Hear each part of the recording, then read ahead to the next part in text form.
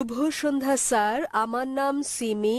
আমার প্রশ্ন, ইসলামে কেন নারীদেরকে তাদের স্বামীকে তালাক দেওয়ার অনুমতি দেয়া হয়নি? বোন প্রশ্ন করলেন যে কেন নারীদেরকে স্বামীকে তালাকের অনুমতি দেওয়া হয়নি। তালাক প্রসঙ্গে বলতে গেলে বোন, বিস্তৃতভাবে আপনি তালাককে 5 ক্যাটাগরিতে ভাগ করতে পারেন। একটা হচ্ছে স্বামী এবং স্ত্রীর পারস্পরিক সম্মতিতে, এটা প্রথম ক্যাটাগরি। দ্বিতীয় ক্যাটাগরি স্বামীর ইচ্ছায় একতরফাভাবে। তৃতীয় ক্যাটাগরি যদি নিকাহনামায় উল্লেখ করা হয়ে থাকে, একজন নারী যখন একজন পুরুষকে বিয়ে করেন তখন যদি তিনি চুক্তির মধ্যে এটা উল্লেখ করেন।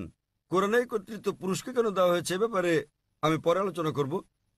তবে নিকাহনামায় যেহেতু বিয়ে হচ্ছে একটা বৈবাহিক চুক্তি, একজন নারী যে কোনো শর্ত জুড়ে দিতে পারেন, এ ব্যাপারে নিষেধ নেই কোরআনে। এই শর্তও দিতে পারেন যে আমি চাই না আমার স্বামী দ্বিতীয় স্ত্রী গ্রহণ করুক, কেননা একজনের বেশি স্ত্রী গ্রহণ ইসলামে আবশ্যকীয় নয়। এতে রাজি থাকলে বিয়ে হবে, না হলে হবে না। মহিলা অন্য একজন পুরুষ, পুরুষ অন্য একজন নারী খুঁজে নেবে।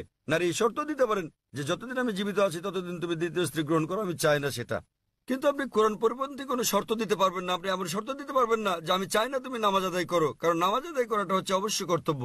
আপনি এমন শর্ত দিতে পারেন না যে ঐচ্ছিক। অনুরূপভাবে নারী এমন শর্ত দিতে পারেন যে আমার একতরফা তালাক দেওয়ার এখতিয়ার থাকবে। একে বলে তালাকে তাবীজ অথবা ইসমা।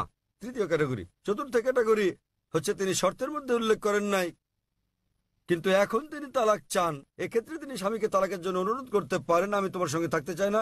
স্বামীর কাছে তালাকের অনুরোধ জানালে একে বলে খুলা। এবং পঞ্চম ক্যাটাগরি, যদি স্বামী রাজি না হয়, স্বামী তার সঙ্গে দুর্ব্যবহার করে, সেক্ষেত্রে তিনি কাজীর কাছে যেতে পারেন, বিচারকের কাছে যেতে পারেন এবং তিনি নিকাহে ফাস্ক বা বিবাহ বাতিল করতে পারেন। স্বামী খারাপ ব্যবহার করলে, স্ত্রীর অধিকার না দিলে তিনি বিচারকের কাছে যেতে পারবেন, বিবাহ বাতিল করতে পারবেন। তাহলে একজন মহিলাও তালাক দিতে পারেন। তবে স্বাভাবিক পরিস্থিতিতে পুরুষদেরই এই ক্ষমতা দেওয়া হয়েছে। কেন? কারণ বিয়ের সময় যে ব্যক্তি ক্ষতিগ্রস্ত হয় তিনি পুরুষ, নারী নন। নারী লাভবান। যদি আপনি আমার কথা শুনে থাকেন, গত শনিবারে ইসলামে নারীর অধিকার, অধীনতা না সুরক্ষা এই ব্যাপারে আমি সেখানে বলেছি যে বিয়ের সময় নারীদের প্রাপ্তিযোগ ঘটে। কোরআনে বলা হয়েছে সূরা নিসা অধ্যায় 4 আয়াত নম্বর 4 যে নারীদেরকে দিয়ে দাও বিবাহের সময় বৈবাহিক পুরস্কার, মোহর। বিয়ের সময় স্বামী স্ত্রীকে দিয়ে থাকে নির্দিষ্ট পরিমাণ অর্থ মোহর।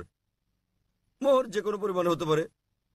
তাহলে ভাবুন, নারীর বিয়ের আগে এটা পুরুষের কর্তব্য, অর্থাৎ পিতা এবং ভাইয়ের কর্তব্য। বিয়ের পর এই দায়িত্ব তার স্বামীর, আর ছেলের তার অন্ন, বস্ত্র, বাসস্থান সহ সব আর্থিক বিষয়গুলো দেখা। যদি তালাক হয়ে যায় তাহলে তার দেখাশোনার দায়িত্ব হচ্ছে পিতামাতার। পিতামাতা না থাকলে সমাজের দায়িত্ব তার দেখাশোনা করা। সমাজ না করলে ইসলামী রাষ্ট্রের দায়িত্ব তার দেখভাল করা। তাই সে আর্থিক দিক থেকে নিরাপদ। যদি তালাক হয়ে যায়, পুরুষ তালাক দেয়, তো তার মোহর লস, কিন্তু নারীর প্রাপ্তিযোগ আছে। এখন তার বিয়ের সম্ভাবনা রয়েছে, আবার বিয়ে করলে সে নতুন মোহর পায়। আর পুরুষ যদি আরেকজন নারীকে বিয়ে করতে যায়, নতুন করে মোহর দিতে হবে। যদি পুরুষ কর্তৃক নারীকে দেওয়া হয় তাহলে বিয়ের পর সে তালাক দিয়ে অর্থ উপার্জন করতে থাকবে, তাতে ক্ষতিগ্রস্ত কে? পুরুষ। সুতরাং সর্বশক্তিমান আল্লাহ অন্যভাবে পুরুষের মর্যাদা রক্ষা করে থাকেন। অন্যথায় ইসলামে পুরুষের অধিকার শীর্ষক লেকচার দিতে হবে। কারণ তালাক হলে পুরুষ নারীর চেয়ে আর্থিক ও অন্যান্য দিক দিয়ে বেশি ক্ষতিগ্রস্ত হয়। নারী নিরাপত্তা পায় পরিবার থেকে, সমাজ থেকে, রাষ্ট্রের কাছে। পুরুষ তা পায় না। তাই এইসব কারণে আল্লাহ সর্বশক্তিমান ঈশ্বর পুরুষকে নিরাপত্তা দিয়েছেন। তথাপিও নারী চাইলে বৈবাহিক চুক্তিতে উল্লেখ করলে সে নিজেও তালাক দিতে পারবে, অথবা সে তালাক দেওয়ার জন্য স্বামীকে অনুরোধ করতে পারে, যাকে বলে খুলা। অথবা স্বামী খারাপ ব্যবহার করলে বিচারকের কাছে যেতে পারে এবং বিবাহ বাতিল করে দিতে পারে, যাকে বলে নিকাহে ফাস্ক। আশা করি উত্তরটা পেয়েছি। জি, আপনাকে